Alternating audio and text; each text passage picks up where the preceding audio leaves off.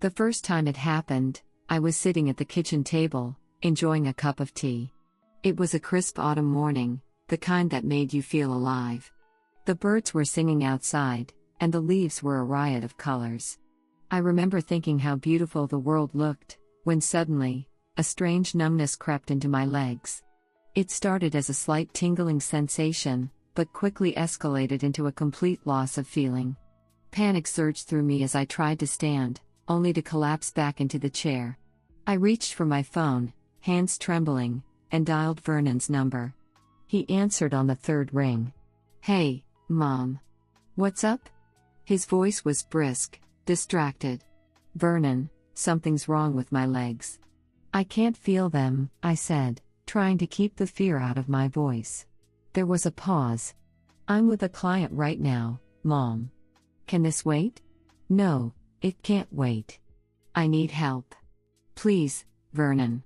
He sighed, the sound of his exasperation cutting through the phone. "I'll call the neighbors to check on you.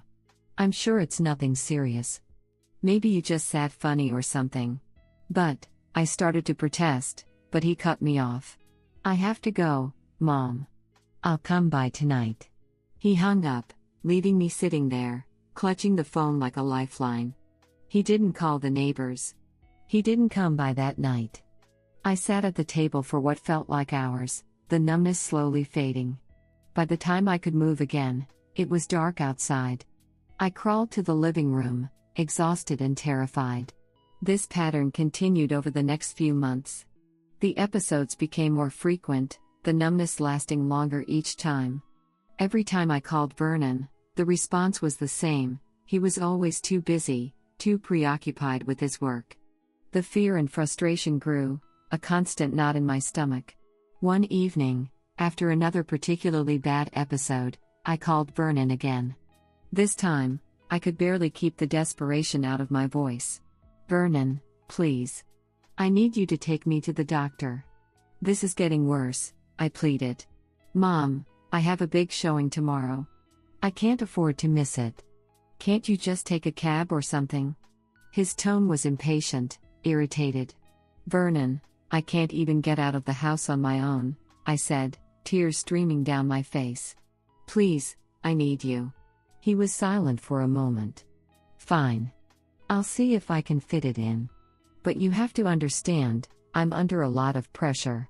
I need to make a sale." "I understand," I whispered, even though I didn't. I couldn't understand how my own son could be so indifferent to my suffering. A few days later, the numbness hit again, but this time it didn't go away. I tried to stand, but my legs buckled, sending me crashing to the floor. Pain shot through my body, but I couldn't move. I lay there, helpless, calling out for help. "Help. Somebody, please help." My voice echoed through the empty house. Alice, my neighbor, heard my cries and rushed over. She found me on the floor, tears streaming down my face, and immediately called for an ambulance. As the paramedics lifted me onto the stretcher, Alice called Vernon. "Vernon, it's Alice. Your mom had a fall. She's being taken to the hospital." "I'll be there," he said, his voice devoid of any real concern. At the hospital, the doctors ran a battery of tests. Vernon finally arrived, looking more annoyed than worried. The doctor approached us, a somber expression on his face. "Mrs. Thompson, you have a rare nerve compression syndrome. It's causing the paralysis in your legs," he explained. "What can we do?" I asked, my voice trembling. "Surgery is the best option, but it's expensive. We need to act quickly to prevent further damage." I glanced at Vernon, hoping for some support, but he was staring at his phone, scrolling through emails. "How much are we talking?" he asked, not looking up. The doctor gave a figure that made my heart sink. I'll figure something out," I said. Vernon finally looked at me, a hint of annoyance in his eyes. "Mom, this is a lot of money. Are you sure it's necessary?" "Yes, Vernon. It's necessary," I replied, my voice steady despite the fear gripping my heart. He shrugged. "All right. Just let me know what you decide." With that, he left, leaving me alone with the doctor. I sold the house a few weeks later. It was the hardest decision I'd ever made, but I had no choice. Alice and her nephew Oliver took me in. They were kind and supportive, a stark contrast to my own son. Oliver helped me with the medical appointments, and Alice stayed by my side through the long, painful recovery process. "You're going to get through this, Abby. We're here for you," Alice said, holding my hand as we waited for the surgery. "Thank you," I whispered, gratitude and sorrow mixing in my heart. The surgery was a success, and slowly, I began to regain the use of my legs. But the pain of Vernon's neglect remained, a constant ache that no surgery could fix. The days blurred together in a monotonous cycle of doctor's appointments and physiotherapy sessions. Each morning, I woke with a sliver of hope, only to find it diminished by Vernon's growing impatience. His presence, once a comfort, had become a source of anxiety.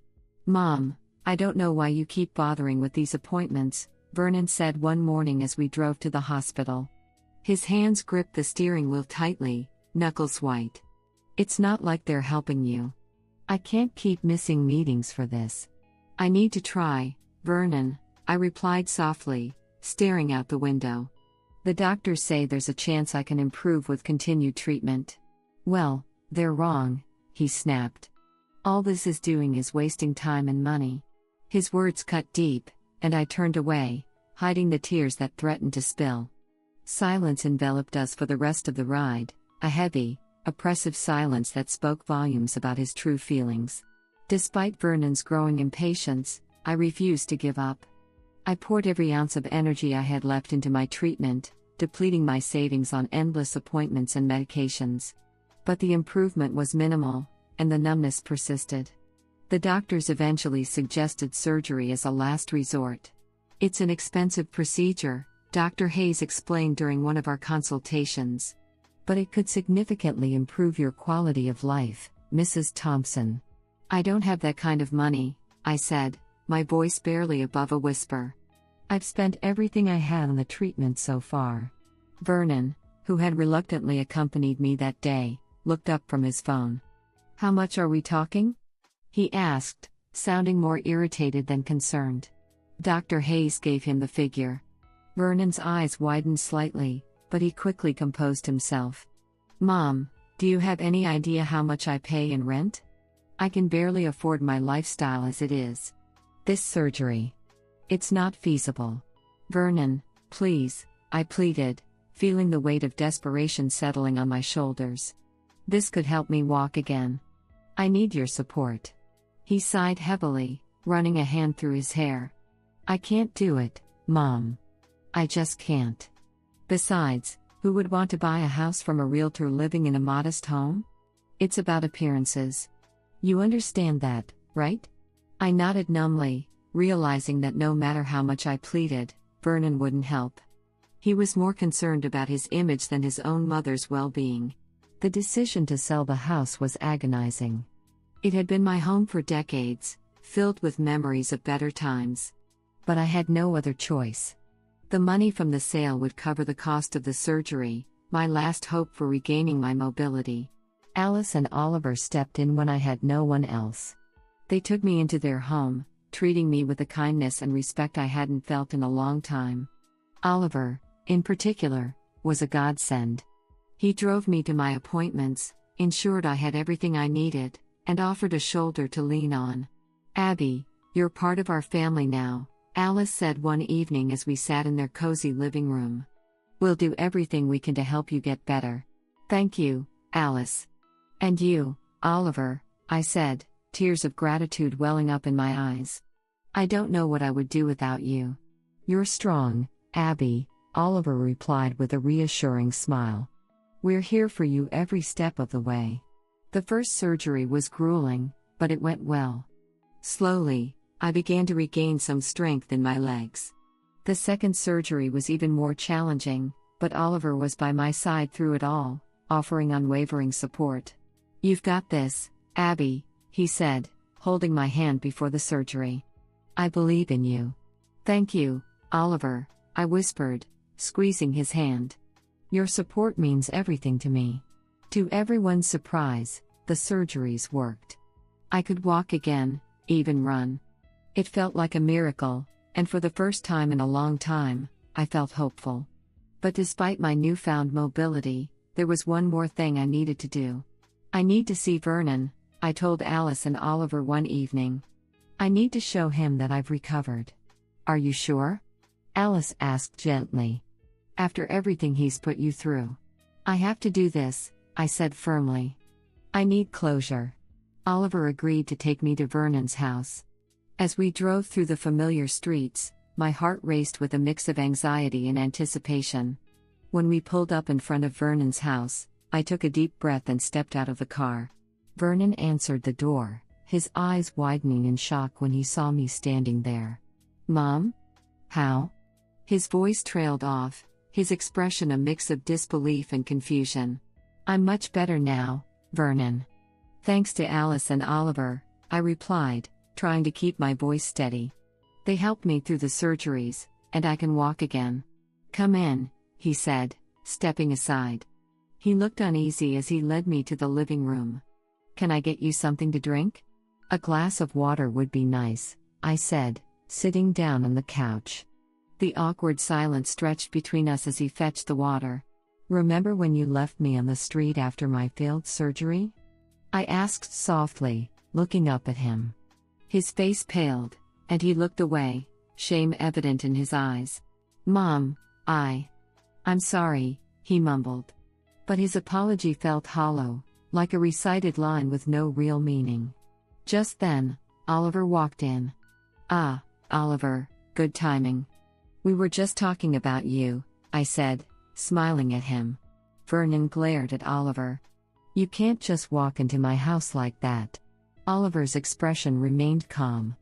Actually, I can. This is my house now. Vernon's eyes widened in disbelief. What? I bought the house, Oliver explained.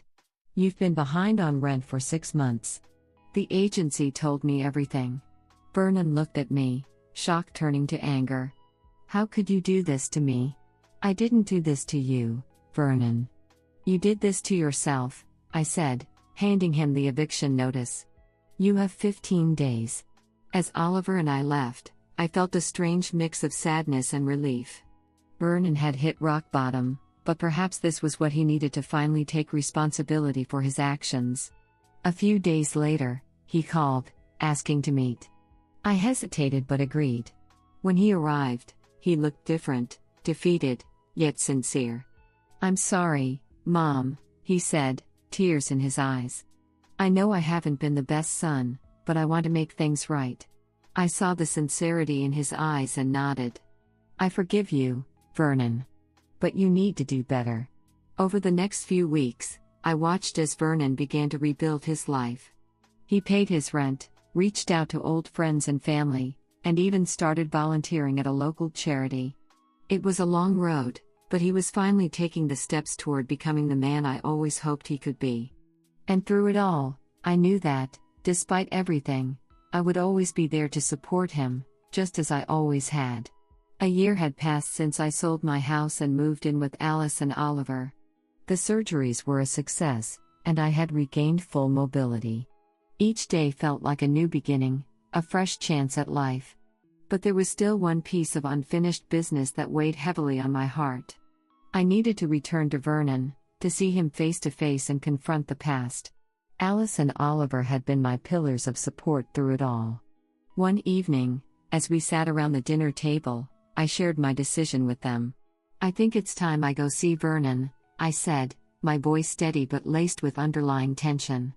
I need to show him that I'm okay and maybe find some closure. Alice reached across the table and squeezed my hand. Are you sure, Abby? After everything he's done? I have to do this, Alice. For myself, I replied, meeting her concerned gaze. Oliver nodded. We'll support you, Abby, no matter what. The next morning, Oliver drove me to Vernon's house. As we pulled up, my heart pounded in my chest. The house looked the same, but everything else felt different. I took a deep breath, stepped out of the car, and walked up to the door. I rang the bell, and after a few moments, Vernon opened the door. His eyes widened in shock. "Mom? You're walking," he exclaimed, stepping back to let me in. "Yes, Vernon. I had the surgeries, and they were successful," I said, entering the familiar yet foreign space. We sat down in the living room, the air thick with unspoken words. I glanced around, noticing how untidy the house had become. It mirrored the chaos in Vernon's life. "How are you, Mom?" he asked, his voice softer than I remembered. "I'm doing well, Vernon. Thanks to Alice and Oliver," I replied. "They helped me through the surgeries and supported me in ways I never imagined."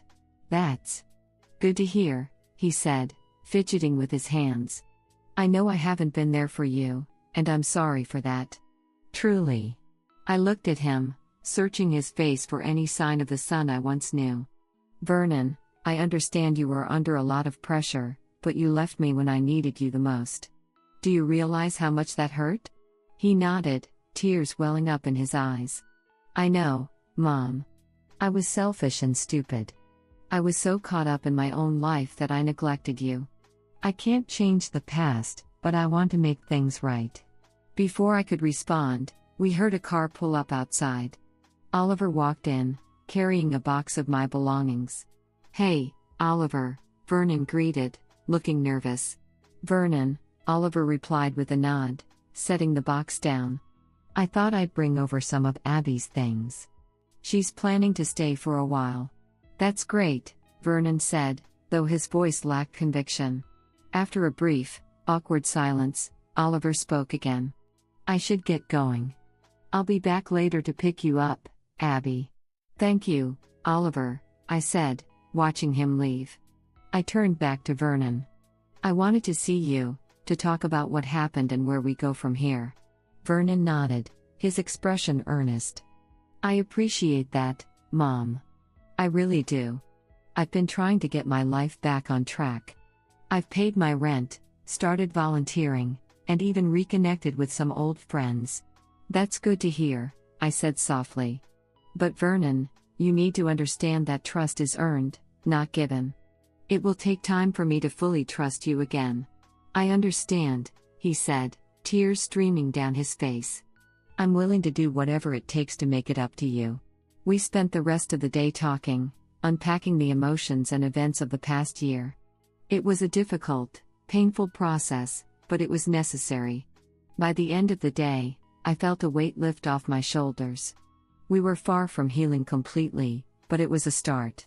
A few weeks later, Vernon invited me over for dinner. He had cleaned up the house and even cooked my favorite meal, spaghetti with homemade marinara sauce. "Mom, I know I have a long way to go, but I want you to know that I'm committed to making things right," Vernon said as we sat down to eat. "I can see that, Vernon," I replied, smiling.